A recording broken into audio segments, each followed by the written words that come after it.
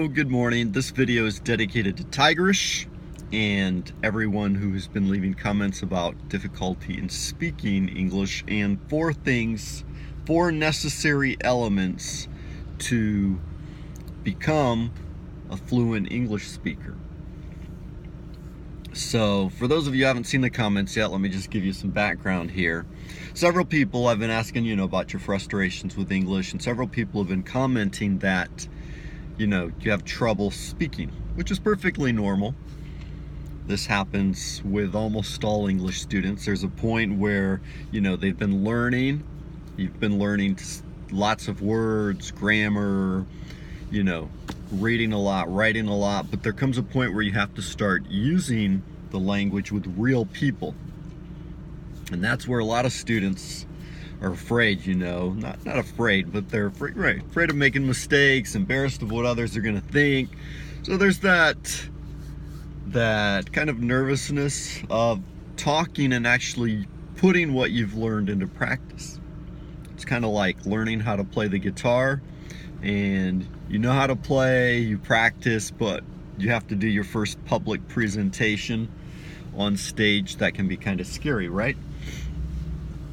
So I asked Tigrish, what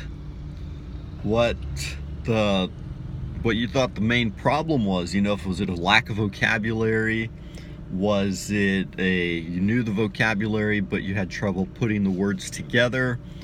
Was it just, not being able to put all of that together fast enough to become fluent?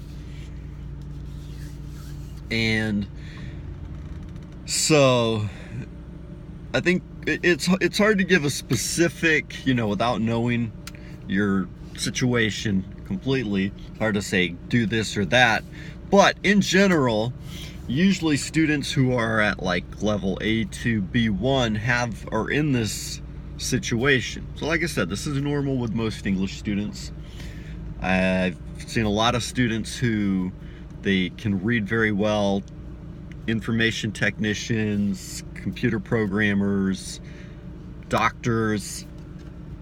They read entire manuals and understand everything, words that I don't even understand, very specific to the medical field.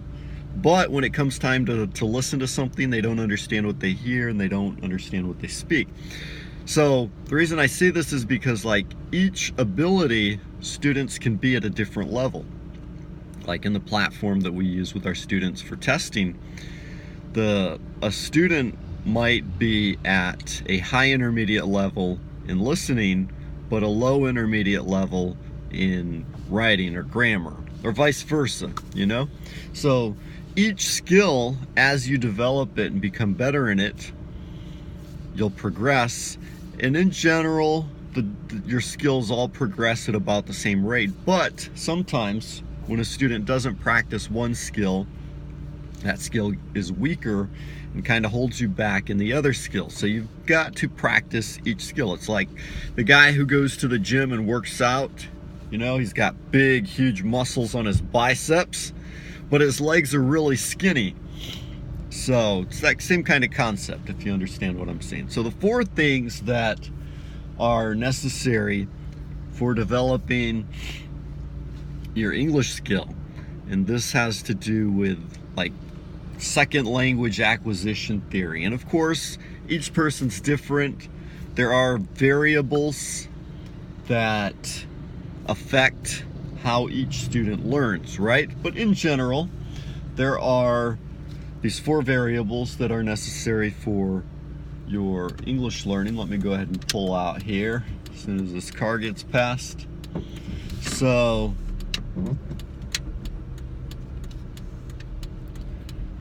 the first is input, right? Input, learning the language, getting content, finding ways to hear the language, to read the language, to assimilate that vocabulary. So as you read, as you listen, these are passive skills because you don't actually have to form the sentences yourself. So it's usually a little easier, but it's necessary because you have to have contact with the language. And I have a friend who says, his name's Fabio, and he said once something I thought was interesting. David, language is culture. And for people to learn the language, they have to like something about the culture, either the people, literature, movies, music, because there's got to be some reason, something that motivates them to want to learn the language, a way to get that input, and a way to get that contact and have contact with the language. So that's the first thing, is the input coming in, listening, and there's lots of ways you can do that. Reading, there's lots of ways you can do that. Getting the English language into your mind, into your brain, into your body. Then the second thing is output. That's where you actually take what you're learning and you produce it. So these are more active skills like speaking and writing. Obviously, as you get the input, you're learning the vocabulary, you're learning the grammar, how those structures are formed, you're learning the pronunciation, you're learning the expressions. So the input's important, but you have to take that and practice it yourself.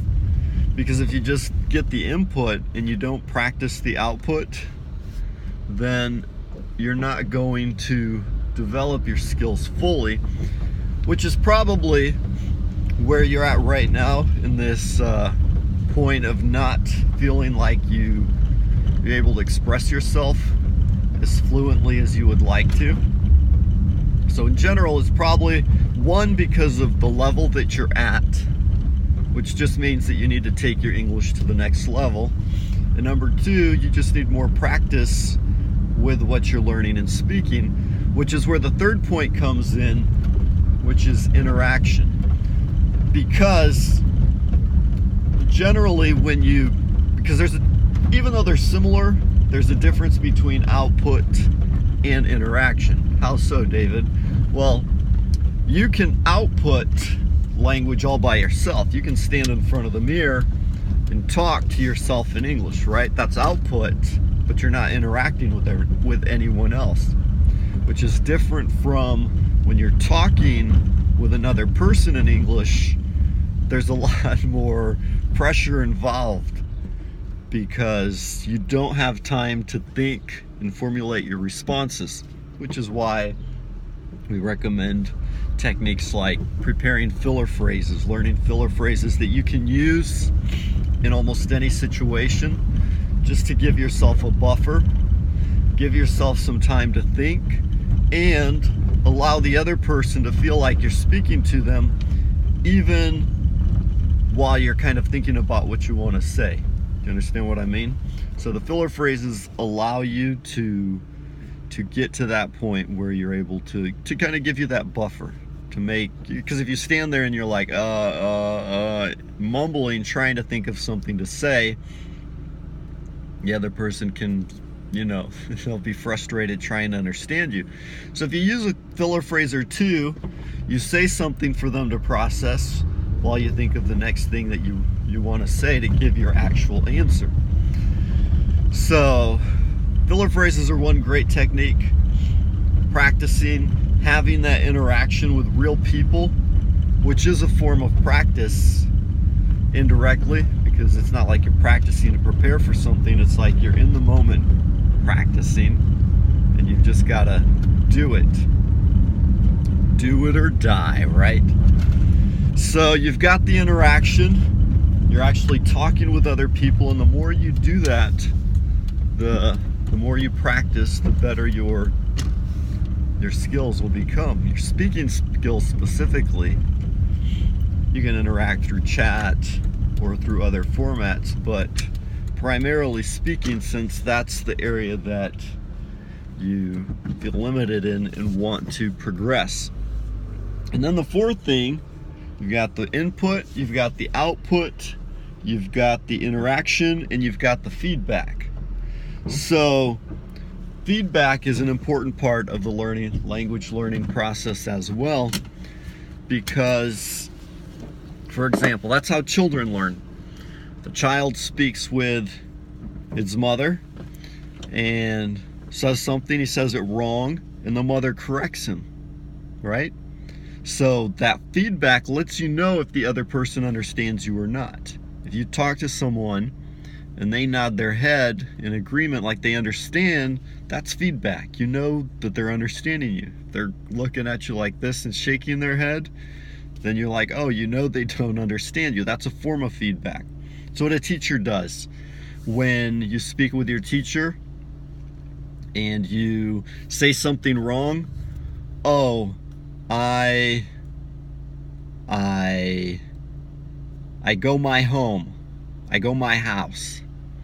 So the teacher might not say, stop, that's wrong. They might just recast it. They might say, oh, you're going to your house, or you will go home after class. So they just say the phrase properly, and you can pick up on that and then repeat it correctly.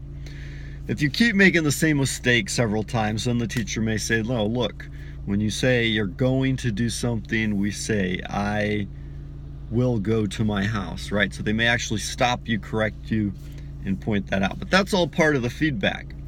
Them stopping you, them just recasting it and saying it correctly, them nodding, them shaking their heads if they don't understand. So that's why talking with real people is important. You have that interaction, because then you know how you're doing. So make sure that when you're learning English, that you're getting enough interaction, practicing every time you learn something. Go and interact with someone. Try to use those new vocabulary words. Try to use those new grammar structures. And try to use those languages and see how others react. Get feedback from them, because that will help you develop your skills. You know what I'm saying? And a lot of times too, it's just a matter of building up self-confidence. A lot of people are naturally shy, timid, so they have more trouble expressing themselves, especially with people they don't know in a new language. And since the people around you probably don't speak English, you have to practice with people that you don't know. So others are just more naturally self-confident, sanguines, they're happy-go-lucky, talk with everybody, and they don't have any problems at all developing that skill. So it might be partly your level, where you're at, just improving your English skills. It might be that you just need more interaction and feedback with other people. And it might just be that, you know, you're not as outgoing. You're more shy and timid and introvert, so you need to, you know, build relationships with more people around you who speak English, so you can get that interaction and feedback. Maybe through, you know, if you live in the United States, going to classes or at work or wherever you're at, trying to develop more relationships with people who speak English and not depend so much on people who speak your mother tongue.